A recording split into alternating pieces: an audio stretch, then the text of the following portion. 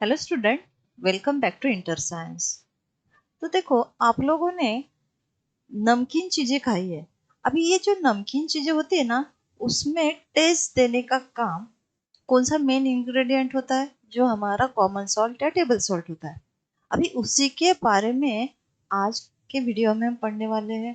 डरो मत कि हमारे सिलेबस में तो ये है ही नहीं, लेकिन common salt is an example of ionic compound जिसके बारे में हम आज के वीडियो में पढ़ने वाले हैं। That is the properties of ionic compound. तो आयोनिक कंपाउंड का जो बेस्ट एग्जाम्पल है ना, this one is common salt. अगर आप लोग ये ख्याल में रखोगे ना, तो इसकी प्रॉपर्टीज आप इजी लिख सकते हो। चलो, उसके लिए हमें एक छोटी सी एक्टिविटी करनी है। We need some apparatus। That one is, हमें चाहिए मेटल स्पैचुला चाहिए, उसके साथ we need burner, then carbon electrode, beaker भी चाहिए, सेल भी चाहिए, and press key, electric wire, lamp, ये भी हमें चाहिए। Also we need some chemicals. That is the sample of sodium chloride चाहिए हमें, पोटेशियम आयोडाइड चाहिए, बेरियम क्लोराइड, और उसके साथ हमें एक बीकर में वाटर भी चाहिए। अभी ये जो तीन हमने सॉल्ट लिए हैं ना, इसको ध्यान से देखो, क्योंकि इसके ऊपर से एक क्वेश्चन पूछा गया है। ऑब्जर्व करना है। ऑब्जर्व करना है मतलब कौन सी स्टेट में है, ये कौन सी फिजिकल स्टेट में है।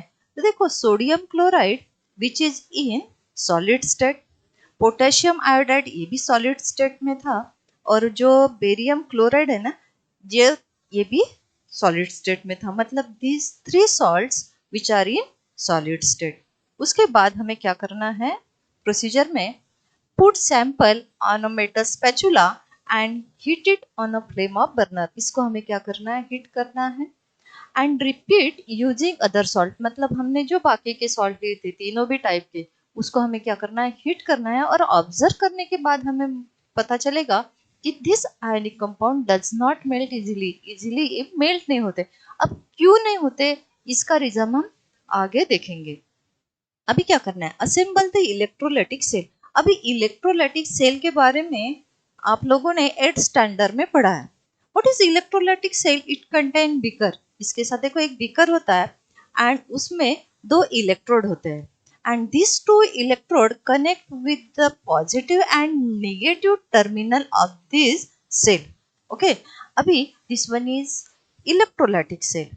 Then the electrode in a solution of any one of the salt, मतलब कौन सा भी, सोडियम क्लोराइड का सॉल्ट लो या बाकी दो सॉल्ट है, हम हमारे एक्वास सॉल्यूशन करना है और ये स्पीकर में डालना है। देन अभी हमने सॉल्ट सॉल्यूशन ले लिया, ये बल्ब है, ये की है। अभी आफ्टर अगर हमने क्या की ऑन की, तो क्या होगा? देखो, do you see the lamp glowing? एक क्वेश्चन है। तो बल्ब क्या हो रहा है? ग्लो हो रहा है। मतलब इसका आंसर हम सिंपल लिखेंगे, दैट इज बल्ब ग्लो। अभी दिस बल्ब ग्लो क्या इंडिकेट करता है? That means this salt solution conduct the electricity. Electricity क्या कर रहा है? कंडक्ट कर रहा है। Okay, then check this with all other salt, मतलब जो हमने बाकी सॉल्ट लिए थे ना, उसको भी चेक करना है हमें एक एक करके कि बल्ब ग्लो होता है या नहीं। तो चलो, सोडियम क्लोराइड में तो बल्ब ग्लो हो रहा है, पोटेशियम आयोडाइड में भी बल्ब ग्लो होता है, और बेरियम क्लोराइड में भी क्या होता है? बल्ब ग्लो होता है। मतलब this three salt solution conduct the electricity. Okay, then उसी एक्टिविटी के ऊपर से हम क्या करेंगे? जनरल जो प्रॉपर्टीज है आयोनिक कंपाउंड की, वो हम स्टडी करेंगे। तो मैंने अभी तुम लोगों को बोला है कि बाकी याद रखने की प्रॉपर्टी हमें लर्न नहीं करनी है।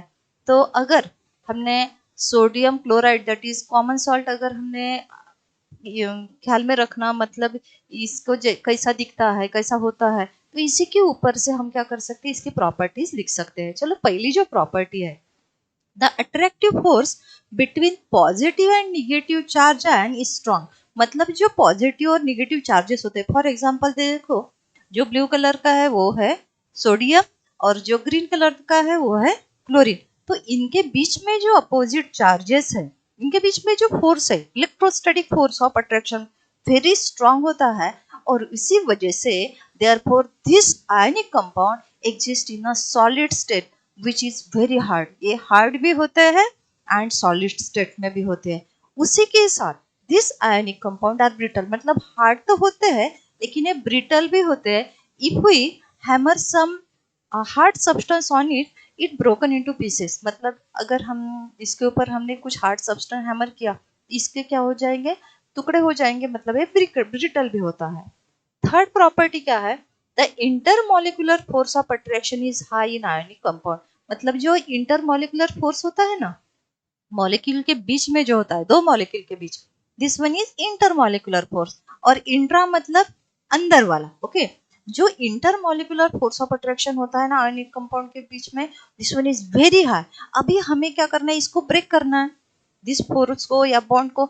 तो we need large amount of energy to break this bond, and that's why melting and boiling point of ionic compound are high. मतलब देखो एक टेबल दिया है आप लोगों के टेक्स्ट बुक में, तो पहला वाला जो कंपाउंड है ना, this one is covalent compound.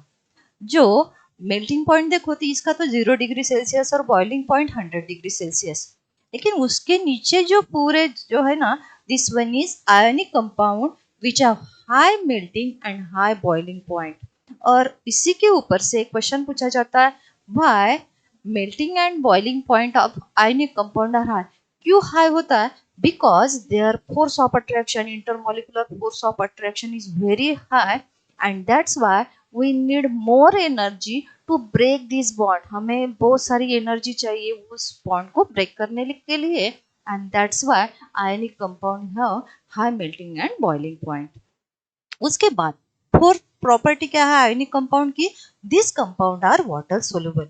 Simple है ना, अगर हमने पानी में नमक डाल दिया तो आफ्टर सम टाइम ये क्या हो जाता है, डिजोल्व हो जाता है, सोल्यूबल हो जाता है। वैसी प्रॉपर्टी आयोनिक कंपाउंड की भी है। देन अभी ये सोल्यूबल क्यों होता है, this ionic compound soluble in water but does not soluble in kerosene है, पेट्रोल है, इसमें सोल्यूबल नहीं होता।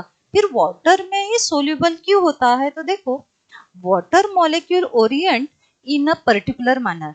अगर हमने क्या किया, इसमें सॉल्ट सॉल्यूशन है ये, अगर हमने ये देखा तो देखो this one is water molecule which are oriented in a particular manner around this ions. मतलब जो पॉजिटिव निगेटिव आयन है ना, वो सेपरेट हो जाते हैं। और जो हमारे वाटर मॉलिक्यूल है, फॉर एग्जांपल ये जो दिख रहा है तुम लोगों को ब्लैक कलर के वाटर के मॉलिक्यूल है, ये उसके आजू बाजू में हो जाते हैं, and it separates the ions. मतलब पॉजिटिव निगेटिव जो आयन होते हैं उसके ऊपर फोर्स लगाते हैं और ये सेपरेट कर देते हैं, okay. And new force of attraction is establish. और वहां न्यू फोर्स क्या हो जाता है, एक्स्टेब्लिश हो जाता है, किसके बीच में, आयन के बीच में, मतलब पॉजिटिव और निगेटिव आयन के बीच में, और वाटर मॉलिक्यूल के बीच में। And in this way aqueous solution of ionic compound is formed, okay।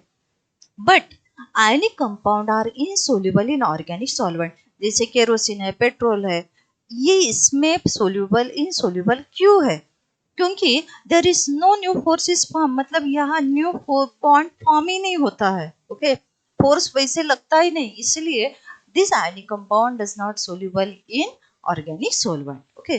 Fifth one है ionic compound can not conduct the electricity. ये बात ख्याल में रखना कि कौन से स्टेट में इलेक्ट्रिसिटी कंडक्ट नहीं करते, तो सॉलिड या ड्राई स्टेट में। अभी इलेक्ट्रिसिटी कंडक्ट करने के लिए क्या चाहिए, तो क्या चाहिए, आयन चाहिए, मतलब पॉजिटिव और निगेटिव आयन चाहिए। तो वैसे ड्राई स्टेट में आयन थोड़ी ना फॉर्म होता है, आयन फॉर्म होंगे क्या, सोडियम और क्लोराइड सेपरेट हो सकता है क्या, नहीं। That's why ionic compound can not conduct electricity in dry state, but in fuse और molten state they conduct the electricity.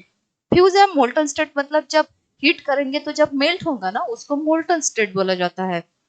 तो यहाँ इलेक्ट्रिसिटी कंडक्ट क्यों की जाती है, क्योंकि आयन फॉर्म होते हैं, पॉजिटिव निगेटिव आयन फॉर्म होता है, और that's why in this state it conduct the electricity as well as in एक्वायर्ड solution of ionic compound also conduct the electricity. अगर हमने इलेक्ट्रोलाइटिक सेल ली, उसमें एज ए इलेक्ट्रोलाइट हमने सॉल्ट सॉल्यूशन डाल दिया, तो क्या होता है, इलेक्ट्रिसिटी कंडक्ट करती है।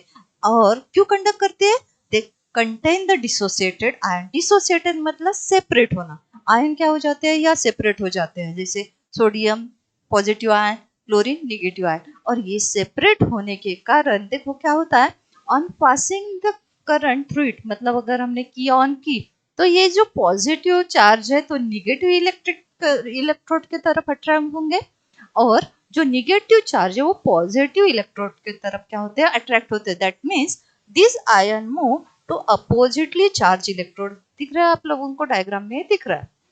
Then due to the electric conductivity, देखो इनके पास इलेक्ट्रिक कंडक्टिविटी है, लेकिन कौन से स्टेट में?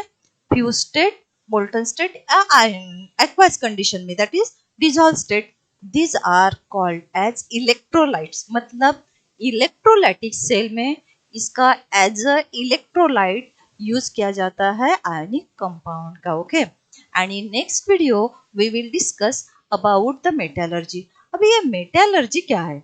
किसी चीज की एलर्जी नहीं है, लेकिन ये क्या है तो हम नेक्स्ट वीडियो में डिस्कस करने वाले हैं। तो चलो मिलते हैं नेक्स्ट।